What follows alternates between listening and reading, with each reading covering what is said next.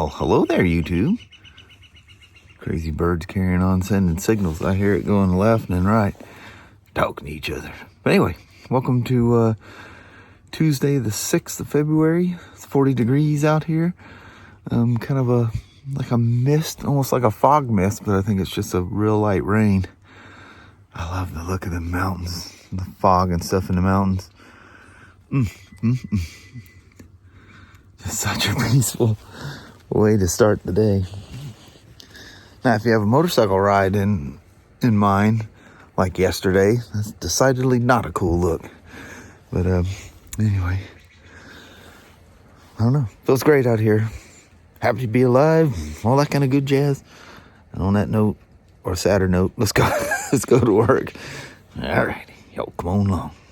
48, mostly overcast, with a few patches here and there. We got a couple of little bouts of sunshine. Never enough to pull the shades down, but no, it's a nice. The last half of it was dry, wasn't it? Yes, it was. It was very nice. Yeah, it's nice. It's nice to hear just the road under you. Actually, you kind of don't hear anything. It's just missing all the hiss of when it's wet.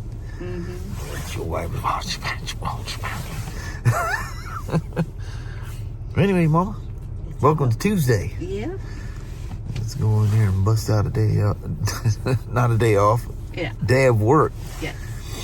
And but I'd be curious to see what kind of goodies they're going to have me put on that XL750R. Yeah, way cool. Yeah. Anyway, have a wonderful day. You too. All right. Love All right. you. See you. Bye. I love you. Bye-bye. Bye. See, it was nice enough Tim rode his R9T in today. And today, you and I just kicked a seat. Hey, you want to take his RO up there? Just push the button and a latch will open.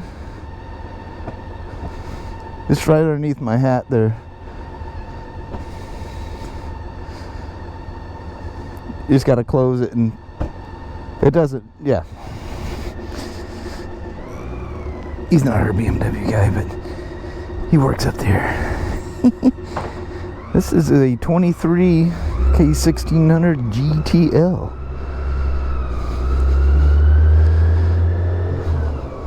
In for the first service.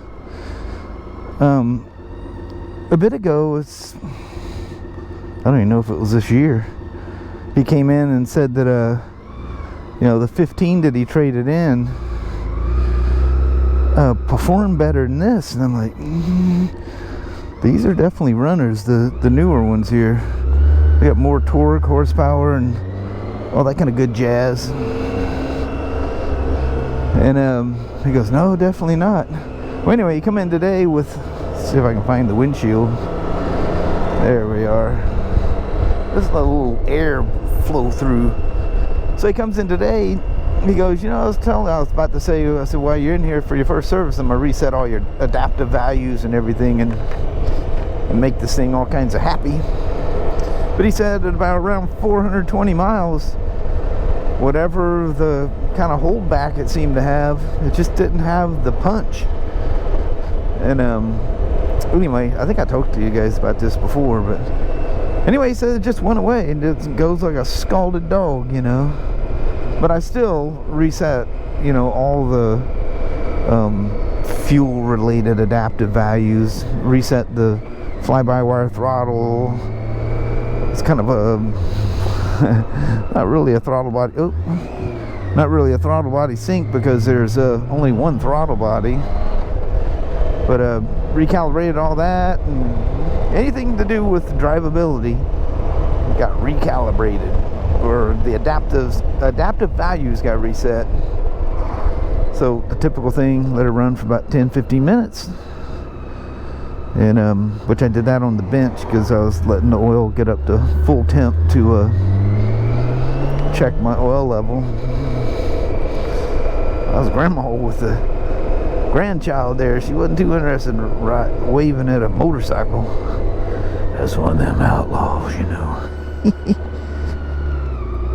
Oh, we still got that crazy skeleton back there. Yeah, but these 13s, I think 22s were the same way.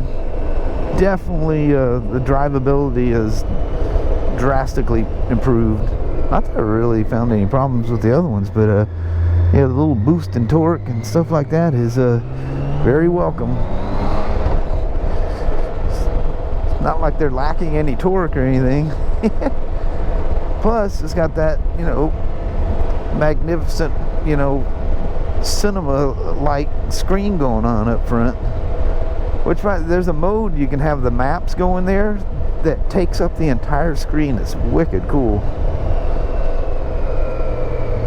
Oh, it's actually got some nice diesel compression braking there.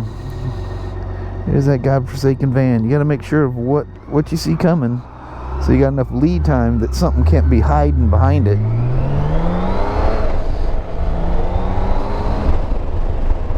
Yep, they got some punch. Hey, you think there's something I can do to my classic 350 make it run like this? Nope. If it's not fast enough, you didn't buy the right bike. Now, I knew what I was getting into when I walked into it. I mean, putting those mild cams and little intake boost there, a little freer flow. That just takes, you know, kind of I wouldn't say underpowered. It's powered for what it is. I never ride it and go, man, if it only. But that cam just mildly gives her a little boost to the top end, the place where it feels, you know, soft. We've gone over all that. And the main thing is, it doesn't require any heavy duty valve springs or anything weird like that. You just bolt it in, time it, and go. In fact, you don't even have to do anything with the intake or exhaust or anything. I guess if you want optimal top end, that helps, but yeah, I'm not worried about that. Well, I know that the cat in that thing, which I already heard with those 350s, that cat, you know, them doing tests on it, it's usually there's no restriction, but for whatever reason there is in there. And they're double stacked, you know, it looks like one chamber, but it has a, you know, the cat element, and then about a 3-inch gap, and then a second one. And man, the way it's, you know, because it looks like they're kind of rolled to make that honeycomb shape or whatever it is in there, and man, it just doesn't look like it's very well done. He's got a thumb or a palm thing in there that trips me out. I would spin it out of the way, but I'm afraid it's going to interfere with the well, whatever they are, hippo hands is what I always call them. So I'm riding with my hand all the way against the switch gear on the right hand side. Still, it's kind of getting in the way. He's a big boy in this seat. Remember, I was complaining about the first custom seat that I got for my Road King, how it kind of crunched me forward. And wow, this thing really has me setting forward. He's a big boy. You guys might remember him. You remember however long that's been ago, when I went to with Kelly to get her 3-wheel license thing, permit thing, or whatever, so you can ride 3 wheels along with the 2 wheels. You remember, he was the one who's going, catcher, catcher, catcher. And I was just ripping on that Riker. That was one of the funnest days I've had riding in a long time. I go in there and I'm going, man, and they're kind of more for moral support than anything else, and ended up just having an absolute ball. Man, that was fun. Crazy fun. We were joking. I told him, I said, well, when you turn these things in for the next year model, I said, we're probably going to do some brake jobs on these things. Because I heard some funky, you know, sounds out of those brakes. I was really, really hard on them. We all came through, and I think I did the UVI inspection on all of them, and man, absolutely perfect. There's nothing with anything. I think I just got them so hard that they were starting to stutter or something. They made some weird noise, but they were all good. Ooh, that's some threatening clouds. It is supposed to be rainy today. But, man, I just can't handle hippo hands. They drive me nuts. I don't like that. I feel like I'm kind of strapped to the bike. I mean, I'm free to get out, but I don't know. I just have that mental thing, and that palm rest thing is about to drive me nuts. These things have the most sensitive throttle, like crazy sensitive. These things are not for the newbies. You get yourself in so much trouble with one of these really, really fast. We'll do our little idle loop here. Oh man, she just runs so smooth. Now, in all fairness, I didn't test ride it before, and he told me that, you know, whatever it just seemed like it was tuned down. You know, like BRP and stuff has braking periods, like on snowmobiles and stuff, where until you get to a certain amount of hours or miles, I think it's usually hours on those, there is a chip that it's like a break-in thing where you have reduced power, reduced RPMs and stuff like that, so they're kind of doggy until you get them broke in, and it just burns itself out. There's my boy. He's so busy. He's just all in it. I feel like I got my hand all the way in there. But I go, nothing I've read or I've seen nothing. I went through all the, you know, because they updated this thing. I went through all the training stuff for it, and there's no mention of said, you know, thing that limits it until a certain point. Well, now he's really wondering because, like I said, at like 420 miles, just all of a sudden it woke up. He said it just didn't have the top end spunk and, you know, like a roll-on power. Man, the way I have my hand on that thing, when I'm sitting still, my palm is ever so slightly touching the throttle. You need to be riding for a long, long time to ever even think about putting one of those things on. Yeah, I've been riding for 50, whatever, I don't know how long it is, long time. And you know, I put them on my iron just to help for those really long rides I was going on. And still, I always bump them, do something weird with them.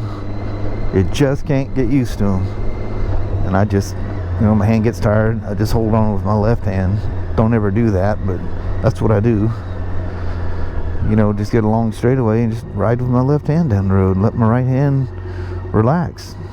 Let's take a walk around this beautiful big old gal. And I mean, she's all kinds of big. Make sure that side stands down for sure. Oh, it was just dust off of my shoe. I left a mark going across the seat. I hate that. He said I didn't kick a saddlebag or anything. Customers come in, can I sit on it? Sure. And they swing over and go, Frap. Oh, like that.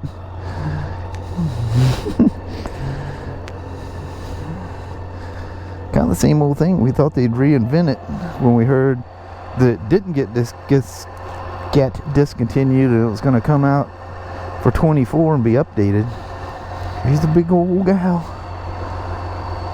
There is some kind of a bulletin for a fuel hose clamp, but it's not accessible yet, so we can't even look at it to see what it is.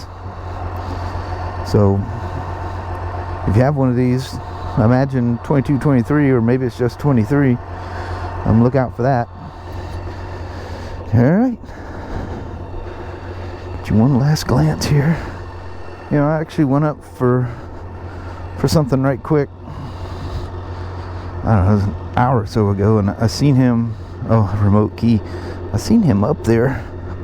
There's no note that he's waiting for it, so maybe he's just waiting for his ride.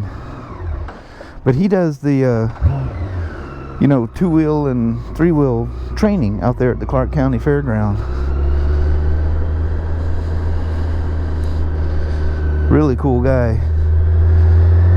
And one of his other bikes is a Harley-Davidson Pan America. He said he loves that thing. So he's got this stretch of road that he runs down by his house, and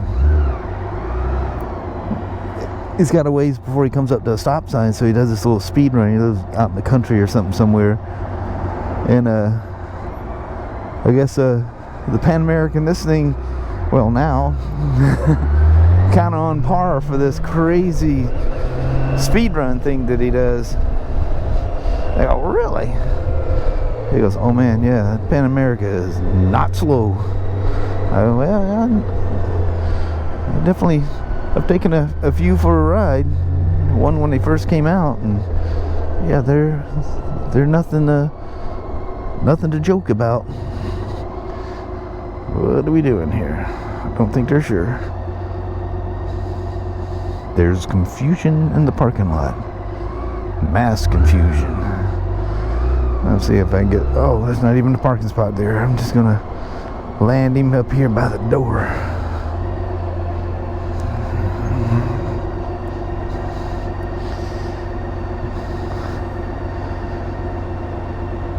Alright. Thanks for coming along for the rip. I can sort out all my kickstands and foot pedals and everything else getting in and off. Look, I touched that thing again. Alright, I'm out. Well, hello there, YouTube. After I took about a 2-hour nap. Man, that's crazy. Every once in a while I get those things. I come home, sit down, cuddle up for a second. Kelly had something on TV. I go, what channel is that thing? Some kind of history thing. I turned that thing on, and man, that's the last thing I remember. He's Sasha gone. was sitting there beside me. I wake back up, and everybody's gone. Kelly goes, you have a nice little nap. I'm like, God Lord. I was asleep for a little over 2 hours. I must have needed it. Mm-hmm. But anyway, that was a fun day today. After I rode that K1600, it's back on that XL750R project. But the Shield has got a bunch of accessories. Don't have all of them, but anyway, I started playing with that. And then I guess I got all the stuff to do a big service on a is that a GSA or a GS? I think it's a GS. It's got the old fork recall thing. I was telling Tim, I said, man, I hope I can find all the tools for that thing. It's been several years since we've had one that come in that has that fork recall. And of course, it's got the Driveshaft thing. He's got enough miles on it, just gets a new one. But anyway, that's the story for another day. We'll save it up from vlog stuff. Mm-hmm. But anyway, on that, we'll bounce on you. Alrighty, well, thank you guys so much for watching. We really do appreciate it. We will talk to you tomorrow. Same smoke time, same smoke channel. Don't forget to give your thumbs up. And you guys have a wonderful Wednesday or Thursday. Heck yeah. All right. We'll see you tomorrow. See you then. Thanks for watching now. Bye. Bye-bye.